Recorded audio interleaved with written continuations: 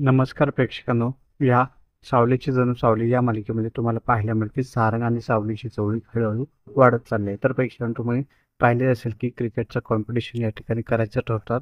सगळेजण या सारंगला खूप उचकवतात, तुला काही खेळताच येत नाही, तू विसरला खेळायचं. आणि मग हा पण चिडून कामं आहे आधी सांगतो, पण त्यानंतर तयार होताना दिसतो. आता मी बघतोच तुला कसा हरवतो असं बोलताना या ठिकाणी तो दिसतो. आणि मग टीम बनवण्याच्या वेळेस मात्र एक सदस्य कमी होतो. मग मुद्दाम हे बोलतात सावलीला बोलव, सावलीला काही खेळायला येत नाही, तिने फक्त या ठिकाणी पाहिजे असतं. तेव्हा मग ठीक आहे, मी तुला शिकवतो सगळं, तू चल. जबरदस्ती तिला खेळायला घेऊन जात आणि दिसतोय. आणि मस्तपैकी क्रिकेटचा सामना सुद्धा या ठिकाणी रमलेला दिसतोय. आणि पहिली बॅटिंग ऑपोजिट झाल्यानंतर शेवटी या सारंगची बॅटिंग असते. खूप छानपैकी सगळे खेळतात, पण शेवटी या ठिकाणी पाहायला मिळेल की काहीतरी गोंधळ वगैरे होताना दिसतो. आणि शेवटी सावलीला 6 बॉलात 6 रन पाहिजे असतात, परंतु स्टार्टिंगला ती खेळते, पण बिलकुल तिचा बॅट बॉललाच लागत नाही. वैतागते, शेवटी ती घाबरते, बोलते मला जमणार नाही, उगाच माझ्यामुळे तुम्ही हराल, मला नाही खेळायचं. तेव्हा काळजी करू नका, तुम्ही आहे ना, मी तुला शिकवतो. आणि शेवटच्या बॉलला मला हे दोघे एकत्र खेळताना दिसते. आणि अचानक तो चमत्कार घडतो आणि डायरेक्ट ही सावली सिक्सर मारताना या ठिकाणी आपल्याला दिसते आणि मॅच जिंकताना दिसते. आणि हा सारंग खूप खुश असतो, तिला उचलताना सुद्धा या ठिकाणी दिसतोय. आणि मग याच गोष्टीची चर्चा आता घरामध्ये आपल्याला या ठिकाणी होताना दिसते. तुझ्यामुळे हे सगळं झाले, तू जर कशाला ते दोघांना एकत्र खेळायला सांगितलं. मला वाटलं आता सावलीला मी आऊट घेणार, तिला खेळता येणार नाही, म्हणून मी तसं बोललो. पण मला काय माहिती ते सिक्सर मारेल. पण खूप मजा आली असंही बोलताना दिसतं. आता आपण काम करू, कॅरमचं कॉम्पिटिशन करू. कशाला? तुलाच खूप कॅरम चांगलं खेळता येतं, म्हणून मला पण येईल असं थोडी, तुझ्या आवडीचं थोडी होणार आहे. आणि तिथं त्यांची वादावादी बाचाबाची होताना या ठिकाणी मस्करीत चालते. आणि यानंतर घरातले बोलतात, खरंच खूप दिवसांनी एवढी मजा आली क्रिकेट खेळली, पण खूप छान मजा आली असं बोलताना दिसत. सारंग पण बोलतो, खरंच एवढ्या घाई गडबडीत कामात टाइम भेटत नाही, पण आज खूप दिवसांनी खूप छान मजा आली, क्रिकेटची मॅच खूप चांगली झाली, असं सुद्धा तो आनंदात बोलताना या ठिकाणी आपल्याला दिसत आहे.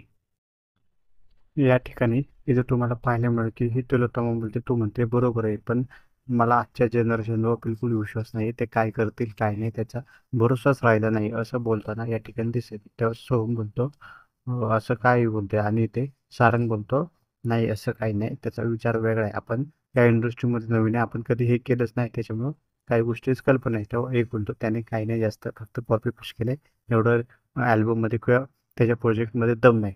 काही का असे ना, त्या जिद्द महत्वाची, त्याला हे खूप आवडते ना, तर करायची काय हरकत नाही. तेव्हा ती बोलते, हो तू म्हणतोय बरोबर आहे, पण या सगळ्या गोष्टीमध्ये क्रिएटिव्हिटी लागते, ती त्याच्याकडे सध्या आपल्याला दिसत नाही. त्याला जर काही करायचं तर करू दे, असं सारंग परत बोलतो. हो, पण या सगळ्या गोष्टीवर प्युअर बिझनेस म्हणून आपण म्हणू शकत नाही, त्यामुळे आपण योग्य तो विचार करून सगळ्या गोष्टींचा निर्णय घेऊन ठरवू ना काय करायचं आहे. आणि ते सोहम बबलू खेळतच असतात बॅडमिंटन, आणि सगळेजण इथे गप्पा मारताना या ठिकाणी आपल्याला दिसतोय. आणि मग सारंग इथे सावली खाण्याच्या वगैरे गोष्टी बनवत असताना तिकडे येतं. आणि ते असे बोलतो, ते दे हे दे, आणि काहीतरी दोघं मिळून एकत्र या ठिकाणी बनवताना आपल्याला दिसतात. परंतु इथे सावली बनवताना, मी बनवते तुम्ही कशाला बनवता, नाही काय हरकत नाही. आणि हा सारंग तिला बोलतो, खरंच थँक्यू सो मच, काल तुझ्यामुळे फक्त आपण या ठिकाणी मॅच जिंकलोय, आणि आय एम सॉरी. तेव्हा ही सावली बोलते, सॉरी? सॉरी कशासाठी? तेव्हा ती बोलते, सॉरी कशासाठी म्हणजे काल मॅच जिंकली, पण उत्साहभरात मी तुला मिठी मारली, त्याबद्दल सॉरी बोलते. तेव्हा या सावली इथे सगळ्या गोष्टी आठवताना दिसते आणि आनंदित होताना दिसते. परंतु या सगळ्या गोष्टी इथे ऐश्वर्या बघत असते. ती बोलते, या तिलोत्तमाला एवढा तिच्या पोरावर कसा काय विश्वास आहे का माहिती, हे दोघं आता एकत्र आहे, आणि उद्या जर एकत्र आले, ही प्रेग्नेंट वगैरे झाली, तर माझा सगळा प्लॅन ते हाणून पडेल, फसेल, असं ती विचार करताना आपल्याला दिसत आहे. दुसरीकडे हा सोहम बसलेला असतो आणि ताराची आठवण काढत असतो. आणि खरंच आज इथे तारा असायला पाहिजे होती, असं सुद्धा त्या बबलूला बोलताना दिसतो. तुझ्या इमोशन कंट्रोल ठेव, असं हा बबलू बोलतो. त्यावरती या ठिकाणी आपल्याला पाहायला मिळेल की तिथे तारा येताना अचानक तिथे दिसत आहे.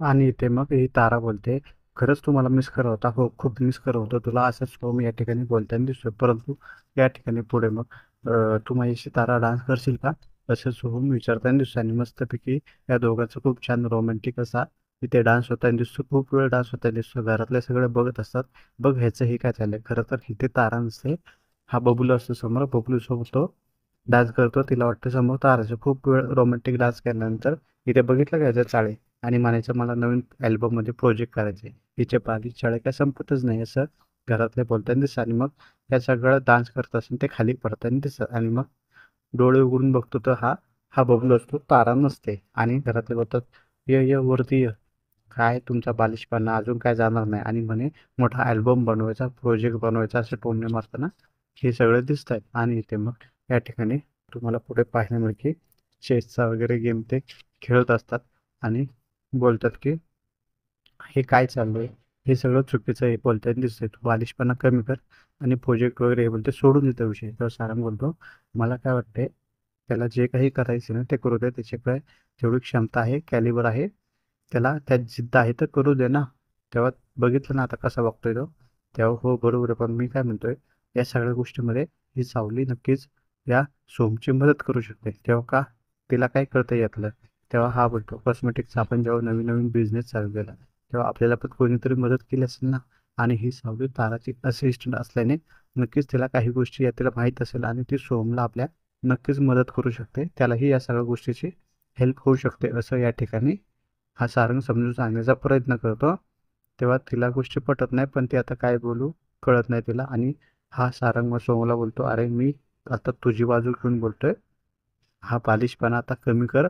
सोहमला इथे खूप आनंद होतो. फायनली या ठिकाणी हा सारंग त्याची बाजू घेत असतो आणि त्याला जे करायचं आहे ते या ठिकाणी करण्यासाठी प्रोत्साहन करताना सगळ्यांना समजून सांगताना आपल्याला दिसतोय. सावली पण त्याचं नाव पुढे घेतल्याने खूप खुश होताना या ठिकाणी आपल्याला दिसत आहे.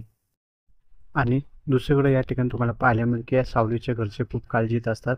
सावली कशी आहे, काय आहे, की जे काही तमाशे आले त्याचा त्यांना खूप कळलेले असतात. त्याच्यामुळे या ठिकाणी तुम्हाला पाहायला मिळेल की ते फोन करण्याचा निर्णय घेतात. पण फोन करायच्या वेळेस त्यांना असं बिलकुल बोलू नको की या सगळ्या गोष्टी मला माहिती आहे तिला सहन होणार नाही.